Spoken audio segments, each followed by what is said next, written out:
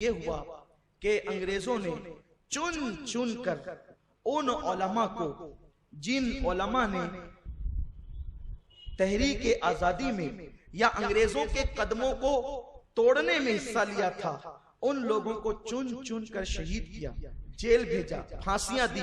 یہاں تک کہ مورخین لکھتے ہیں کہ دلی سے لے کر لاہور تک جتنے درخت رستے میں تھے، اکثر درختوں پر علماء کے کٹے ہوئے سر لٹکے ہوئے تھے، اور علماء کو ہزاروں کی تعداد میں شہید کیا گیا، اور جو عام مسلمان تھے ان کی تعداد 5 لاکھ ہے۔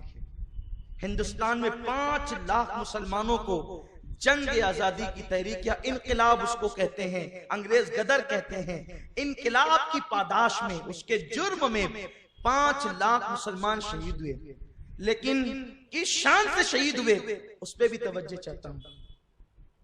انگریز ان انقلابیوں کو جن کو پکڑا گیا تھا، ان کو پکڑنے کے بعد، چونکہ وہ سب مسلمان تھے، ان کو پکڑنے کے بعد 10 بائی 10 کا ایک کمرہ بنا ہوا ہے، اس میں سور ذبح کیا جاتا ہے۔ سور ذبح کرنے کے بعد سور کے خون سے، اس کی پیشاب اور اس کی لید سے پورے کمرے کو پوت دیا جاتا ہے۔ پوتنا سمجھتے ہیں؟ پہلے جب ہمارے یہاں مالیگاؤں میں اکثر مٹی کے مکانات تھے تو ان مکانات کو جو پیلی مٹی ہوا کرتی تھی، عورتیں اس سے زمین پوتا کرتی تھی، تو سور کے خون سے، اس کے پیشاب سے اور اس کی لید سے 10 بائی 10 کے کمرے کو لیپ دیا جاتا، پوت دیا جاتا، اور جن لوگوں نے انقلاب کی تحریک میں علماء کا ساتھ دیا تھا ان مسلمانوں سے کہا جاتا اس کو زبان کے ذریعے سے چاٹو۔ وہ مسلمان تھے، ایک تو خون ناپاک، دوسرے وہ سور کا خون ہے، عام جانور کا نہیں، ناپاکی پر ناپاکی، نجس پر نجس۔ وہ لوگ انکار کرتے، پھر ان کو دردناک انداز سے شہید کر دیا جاتا۔ قتل، انقلابیوں کو قتل کرنے کا طریقہ یہ تھا کہ ان مسلمانوں کو جب سور ذبح کیا جاتا تو اس کی چمڑی جیسے نکالتے ہیں، چمڑی نکالنے کے بعد اس کی چمڑی کے اندر سل دیا جاتا، اس درد یعنی روحانی طور پر بھی اذیت دی جاتی، ایمان کو بھی مجروح کرنے کی کوشش کی جاتی۔ لیکن سلام ہو ان 5 لاکھ مجاہدین پر کہ جو لوگ سور کی چمڑیوں میں تو سل گئے، جو لوگ دار پر تو لٹک گئے، پھانسی کے پھندوں پہ تو لٹک گئے، جن کی بیویوں کو چھین لیا گیا، جن کے بچوں کو قتل کر دیا گیا، دلی کے جامع مسجد کے علاقے میں کئی دن تک کے لاشیں سڑتی رہی، لاشیں پڑی رہی، اسے گید اور کوے کھاتے رہے، اسے کتے اور بلیاں نوچتی رہی، وہ ساری چیزوں کو برداشت کرتے رہے، لیکن انہوں نے مذہب اور وطن اپنا سب کچھ قربان کر دیا۔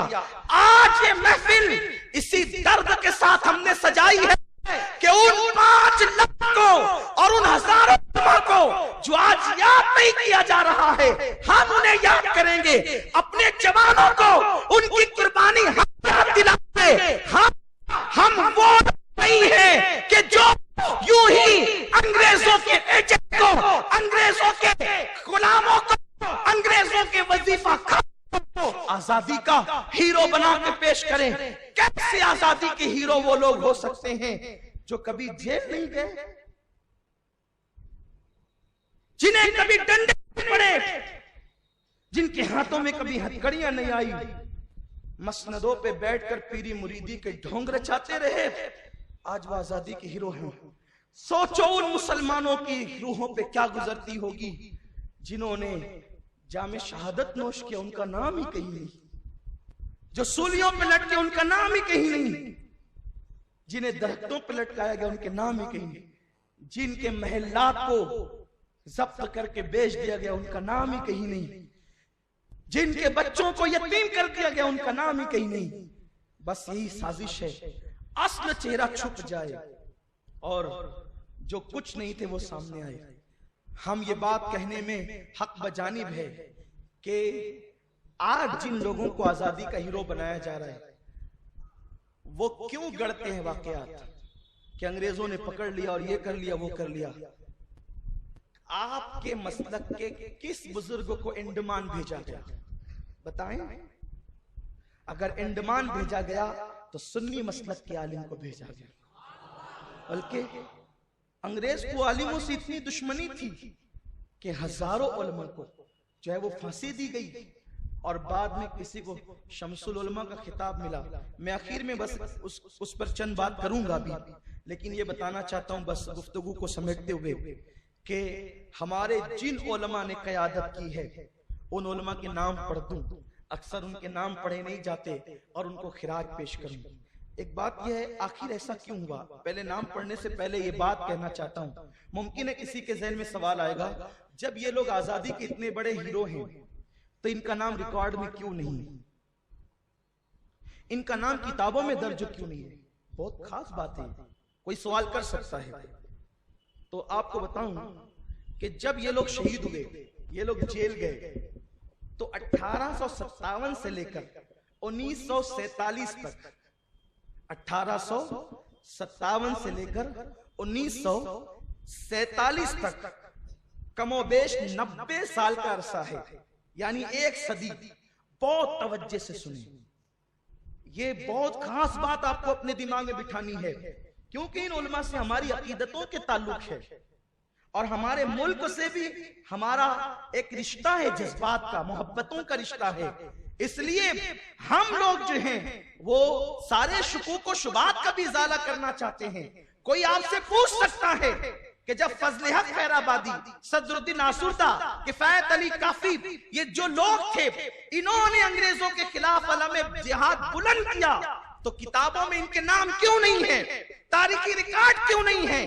پہلی بات تو یہ، تاریخی ریکارڈ ہے، پرانی کتابوں میں نام بھی ہے، لیکن ان کی زندگیوں کو اس لیے مرتب نہیں کیا گیا، ان کے کارنامے اس لیے اس وقت جمع نہیں کیے گئے کیونکہ ایک صدی تک اس کے بعد انگریزوں کی حکومت رہی. تو جو انگریزوں کے خلاف کھڑے ہوئے تھے، جو ان کی حمایت میں قلم اٹھاتا اس کو بھی ضبط کر لیا جاتا. اس لیے اجازت نہیں تھی. حکومت کا اتنا دباؤ اور پریشر تھا. اور آپ جانتے ہیں کہ ایک صدی کے اندر لوگ تو چند ایام کے واقعات بھول جاتے ہیں. تو جنہوں نے اپنی نظروں سے وہ مناظر دیکھے تھے، جو شریک سفر تھے، جو بچ گئے تھے، محفوظ ہو گئے تھے، وہ بس سینہ بسینہ باتیں کر سکتے تھے، وہ تاریخی ریکارڈ قائم نہیں کر سکتے. حکومت کے پاس تو ریکارڈ ہے. اب جب چھان بین ہو رہی ہے تو مزید انکشافات ہو رہے ہیں کہ بھارت کا دوست کون ہے اور دشمن کون ہے. آپ ٹائمز آف انڈیا میں فتویٰ شائع کروا سکتے ہیں لیکن حکومت کا ریکارڈ نہیں بدل سکتے. اور ٹائمز آف انڈیا میں فتویٰ شائع کروا کر کہ جھنڈے کو سلامی دینا جائز ہے، آپ اپنے اوپر سے بدنامی کا داغ نہیں دھو سکتے. یہ تو ہم ہیں اہل سنت اولیاء کے ماننے والے، جنہوں نے اپنے مسلک کی بھی مکمل طور پہ وفاداری کی اور ملک کی بھی وفاداری کی ہے.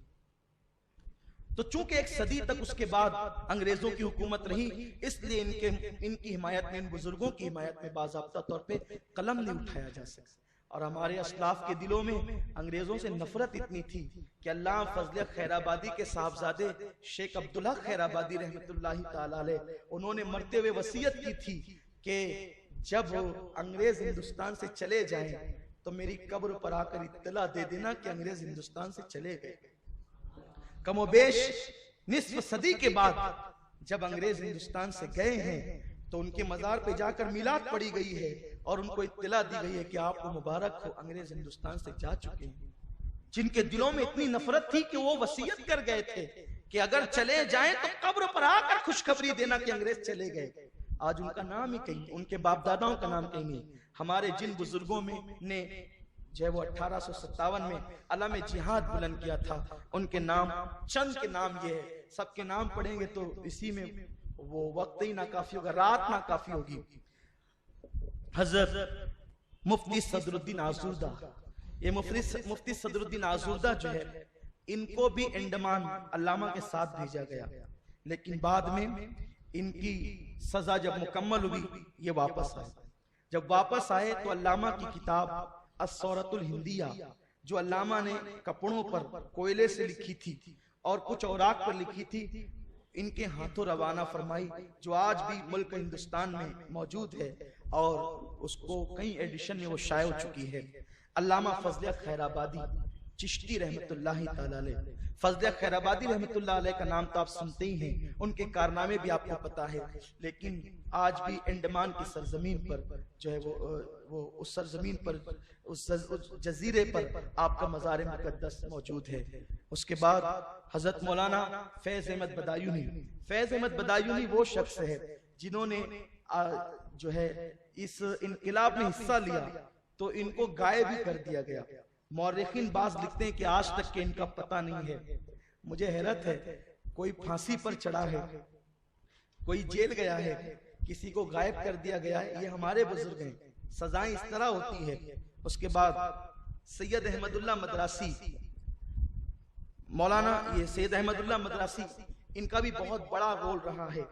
آگرہ کا مورچہ انہوں نے سنبھالا تھا اور اس پورے علاقے کے اندر جو ہے آپ کا کافی اثر و رسوخ تھا، اور اللہ تبارک و تعالیٰ نے آپ کو وہ ذات بنایا تھا کہ لوگ جو ہے وہ آپ سے قربت کے لیے بڑے بیتاب ہوتے تھے. یعنی تذکیر خلائق اللہ نے ان کو عطا فرمائی تھی. اتنے آپ کے ماننے والے تھے اور آپ نے اپنے ماننے والوں کو ملک اور ملت کے لیے استعمال فرمایا.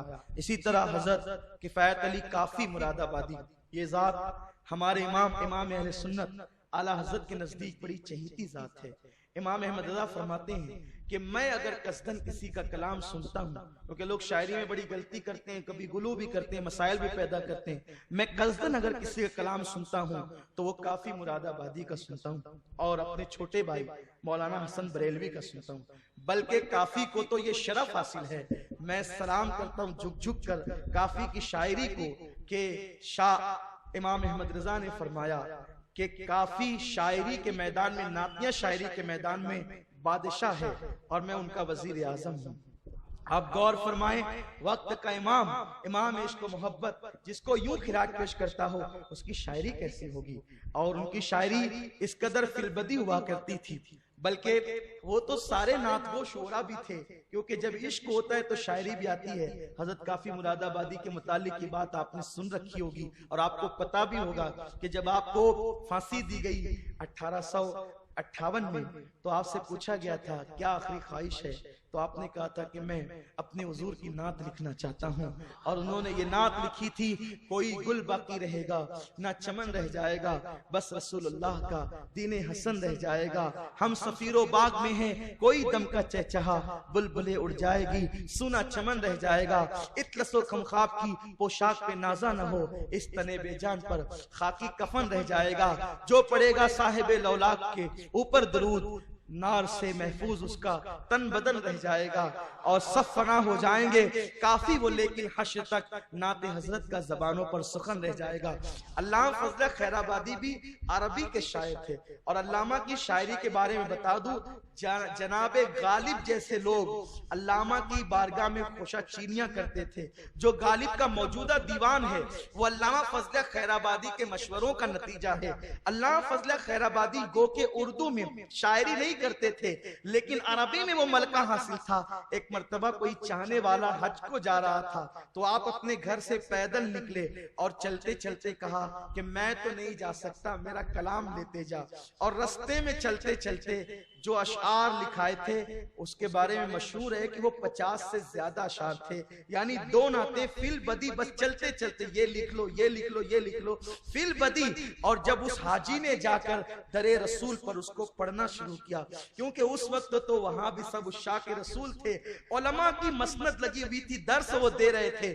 جب علامہ کا کلام عربی میں اس زائر طیبہ نے پڑھنا شروع کیا تو لوگ اپنی درس گاہوں کو سمیٹ کر آ گئے اور تڑپنے اور رونے لگے. اور ان سے کہا کہ یہ کلام کسی ہندی کا نہیں ہو سکتا، یہ کلام تو کسی عربی کا وہ بھی بمشکل ہو سکتا ہے. جب بتایا گیا کہ وہ بمشکل نہیں، اس ہندی نے چلتے چلتے لکھائے ہیں، تو لوگوں نے کہا کہ پھر یہ شاعری کا کمال نہیں، یہ عشق مصطفیٰ کا کمال ہے. یہ وہ لوگ ہیں جنہوں نے ملک کے لیے، ملت کے لیے جانیں دی ہیں. حضرت مفتی عنایت احمد کاکوروی، حضرت مولانا رحمت اللہ کیرانوی، مولانا ڈاکٹر وزیر خان، مولانا وحاج الدین مراد آبادی، مولانا رضا علی بریلوی رحمت اللہ تعالی. یہ مولانا رضا علی جو ہے سیدی اعلیٰ حضرت رضی اللہ تعالیٰ کے جو ہے وہ دادا ہوا کرتے ہیں. مولانا امام بخش صہبانی، منشی رسول بخش کاکوروی، غلام امام شہید. یہ رسول بخش، غلام امام شہید، یہ نام ہی بتا رہے ہیں کہ یہ بھی سنی ہے، ان کے باپ دادا بھی سنی ہے. اس لیے کہ اور جگہ تو رسول بخش نام رکھنا ہی شرک ہے، غلام امام شہید نام رکھنا ہی شرک ہے. یہ نام بھی بتاتے ہیں کہ یہ کون لوگ ہیں. اس کے بعد جو ہے حضرت امیر مینائی، مفتی مظہر کریم دریابادی، منیر شکوہ آبادی، مفتی انعام اللہ گوپاموی، یہ قاضی تھے دہلی کے، قاضی فیض اللہ کشمیری، مفتی عبد الوہاب گوپاموی، جنرل بخت خان روہلا اور جنرل عظیم خان. یہ دونوں لوگ جو ہیں عالم تو نہیں تھے، لیکن یہ لوگ اپنے وقت کے قائد تھے اور یہ سیاسی رہنما تھے، یہ نواب تھے. ان لوگوں نے بھی جو ہے وہ فوج کے ذریعے سے ان علماء کی مدد کی، اور علماء نے اپنی قائدانہ صلاحیتوں کو ساتھ لے کر کے جو ہے وہ انگریزوں کے خلاف علم جہاد بلند کیا.